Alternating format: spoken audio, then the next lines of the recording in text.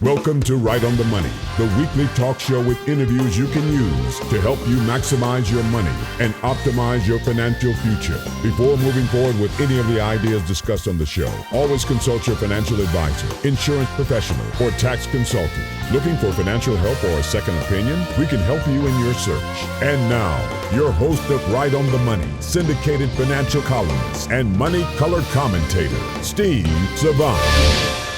Well, Happy New Year, everyone, and we're all making our New Year's resolutions, and the number one New Year's resolution for 2016 is getting out of debt by going on a spending diet. And here to help us manage down our debt is nationally recognized retirement speaker and best-selling author, Tom Hegna. Welcome to the show, Tom. Thanks, Steve. Great to be with you. Tom, I loved your book, Don't Worry, Retire Happy. I saw your PBS special. It was awesome. But before I get into my consumer debt, before I get into the my own state that I live in, Arizona's debt, and whatever else state you're broadcasting from, and our United States, U.S. debt, talk about the global debt. I'm talking about worldwide. Give me a little idea of what we're looking at. Yeah, so look, I've had economic commentaries here now in 2012, 13, 14, 15, and I've been pretty close to being right on the money, as we say, I love that. with what the economy's doing. And now, it's timely because the Federal Reserve just raised interest rates the other day for the first time in almost a decade. And a lot of people think interest rates are going up. And I'm here to tell you, I don't believe interest rates are going to go up much, all right, for a very, very long time. Let's first understand that the Fed doesn't set interest rates. The Fed sets overnight rates. They do not set the overall rates. So, when I talk about the economy, and I'll get into the global debt in just a second, but I often ask people, are you more concerned about deflation or inflation? A lot of people say they're more concerned about inflation. And if you really look at why, if we take a look at the money supply in this country, the Federal Reserve has printed about $4 trillion of money over the last few years. And remember what happens. Every time you print a dollar, the value of all the other dollars goes down. And so when you print this amount of money, you'd think that the value of the dollar would go down, and then when you go to buy something, it would take more money. That's called inflation. But that really hasn't happened. And the reason it hasn't happened is because there's two components to the inflation equation. The first component is the supply of money, which has gone up like nothing we've ever seen. And in normal times, that would not just be inflation, that'd be hyperinflation. That's what most people are seeing. But there's a second component. And that second component is called the velocity of money. It's how fast money turns over in the economy. And just like the supply of money's gone up like nothing we've ever seen, the velocity of money's gone down like nothing we've ever seen. There's no money velocity. So it's like we printed $4 trillion and we dug a big hole and we buried it. I can't even understand why we did that. But now interest rates have been low for a long time. We only had a quarter point raise in the Fed. I don't know how it's going to be affect. It's going to affect mortgages. It's going to affect car loans. Credit card, but maybe not that much. Maybe, because see, the Fed sets the overnight lending rate. Now, traditionally, rates go up in concert, so that you'd think if they raise it 25, everything else would go up 25. But that's not always true. Sometimes the yield curve flattens, where the longer-term rates actually come down, or as it goes up, they stay the same. That's called a flattening of the yield curve. There's even times when it does inverted yield curve, where the short-term rates are higher than the long-term rates, and that typically portends a recession or something. But so, look, we're not going to see any inflation until we see this money velocity pick up. But besides that, there are several huge deflationary pressures that I've been talking about for the last 4 years that haven't gone away. And the first thing is debt, like we talked about, record global government debt. There's over $57 trillion of government debt. Our country is 18 going on 19 trillion in debt with almost 100 trillion of unfunded obligations. Now, what I always ask people is, what is debt? All debt is taking from the future and spending it today. Let me give you an example. We're in football season. So somebody got the red zone package. They want to watch all the football games on the red zone package, but they got a crappy old TV. So they go down to Best Buy. They don't have any money in their pocket, but they got a credit card. And Best Buy is happy to swipe that credit card for $1,500. And guess what? You get to take a brand new big screen TV home. And you get to watch the Red Zone package in your brand new big screen TV. What did you just do? You took $1,500 of your future and you spent it today. Steve, what I'm telling you is governments around the world have taken $57 trillion of our future, and it's gone. So what is that going to do to global growth for the next decades? It's going to significantly reduce global growth. It's highly deflationary. Okay, so really right now you're saying it's going to be pretty flat from an interest rate point of view. So we're not going to get really big money from CDs, money markets. I mean, banks aren't going to be going up for anytime soon. I don't see interest rates doing much of anything for a very, very long time. So the first thing is debt. But you know what? A lot of people have been in debt. They've had credit card debt. They've had student loans. What happens when you pay off your debt? What aren't you doing with your money? You're not spending it or saving it. See, the paying off of debt is also very deflationary. At the government level, it's called deleveraging. And what I'm telling you is governments around the world haven't even started to get out of debt. Now, how do governments get out of debt? There are 3 ways. We only ever hear about 2. Raise taxes, cut spending. The third one is growth. Growth is the best, but we never hear about it. But what happens to an economy when you raise taxes and you cut spending? It strangles the economy. It's highly deflationary. So you got this massive debt that's deflationary. You got this deleveraging that hasn't even started. What I'm telling you is you can look forward to decades of higher taxes and reduced government spending. Hasn't even started yet. And the third big D is demographics. We're getting old.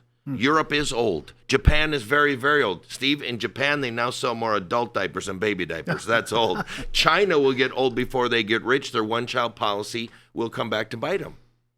Well, when I'm thinking of how to combat this, I mean, I'm trying to say I'm just a little guy, and this effect of the world's debt, is actually infringing on my lifestyle, and I don't even see it. Yeah, and the point here with the demographics is that old people don't spend money. So you got these 78 million baby boomers that it was about them and more and bigger and better, and they bought. Well, guess what? Those baby boomers are over the hill. They're over age 50. What happens at age 50? The kids move out, at least for a couple months, and your spending goes down every year after age 50. Now, there's some other things. Citibank says that there's a 65% probability of recession next year. There are other people who say it's even higher than that. You look around the world, Europe has negative interest rates, Steve. Negative. You go to Switzerland, you put $100,000 in to buy a bond. Guess what? You come back and you only get $98,000 out. You're not earning interest. You got to pay them interest. So think about this. We're raising interest when other countries have negative interest rates. What's that going to do to the dollar? That's going to drive the dollar up. Well, what does that do? It reduces our competitiveness. All the manufacturing people aren't going to buy our stuff. They're going to buy the Chinese stuff. They're going to buy the European stuff. And so that's going to reduce global growth even more. So when the Fed raises interest rates in an overall, some places negative interest rate environment, it's going to cause slowing down here. And I believe our rates are going to actually go down, not go up. Well, Tommy, on our last raise was just about a week or so ago. When I'm looking at the Fed doing that, I saw the market was kind of happy about it overseas. Well, they were for the first day, but the next 2 days they went down. Interest rates initially went up, and now guess what? Interest rates on the 10-year and the 30-year have gone down. It's working out. I mean, you can't tell the day-to-day changes, all right? But I do believe that all these pressures are going to cause some problems. Now, there's a couple books out there, Steve, that the audience might want to read. The one on the left is called The Death of Money by Jim Rickards, and the one on the right is called The Demographic Cliff by Harry Dent. They both are predicting some pretty bad times, but for very different reasons, okay? Jim Rickards has teamed up with Porter Stansberry and Ron Paul and some of these, and they say that we're going to have hyperinflation, that the dollar's going to lose its reserve currency status. I don't believe that to be true, and I'll tell you why. Because whenever something bad happens over here, guess what? The dollar goes up. People come to us. We are still the cleanest shirt in the dirty laundry. So could we lose the reserve currency status at some time? Yes, we could. But is it imminent? They've been saying for 5 years it's going to happen imminently. Well, it hasn't happened. It's not going to happen imminently. We're not going to start using the euro. We're not going to start using Russian rubles or the Chinese renminbi. We're not all going to carry gold in our pocket and shave off a little to buy some bread. I do not see that happening. And Harry Dent is all about the debt, the demographics, the deleveraging. That is, we're going to face deflationary pressures, not inflationary pressures. And I will tell you, I'm solidly on Harry Dent's side on this one. I believe he's got the right thing. So, to summarize it, are we going to have inflation? We could. We printed a lot of money. If we saw some money velocity, we could see some inflation. Are we going to see deflation? We could. Look at all these deflationary pressures. But Steve, I can't predict the future better than anybody else. So here's what I tell people. Watch the bond market. The bond market predicts the future every single day. Well, if you look at the 30-year U.S. government bond, it's paying less than 3%. What is that predicting? The odds of any inflation or hyperinflation in this country are almost nothing. The 30-year bond is telling you that interest rates are likely to stay low for a very, very, very, very, very long time. Now, Tom, when you say that, I mean, am I saying in my lifetime maybe then over the next 30 years, I'm not going to see 6% ever again.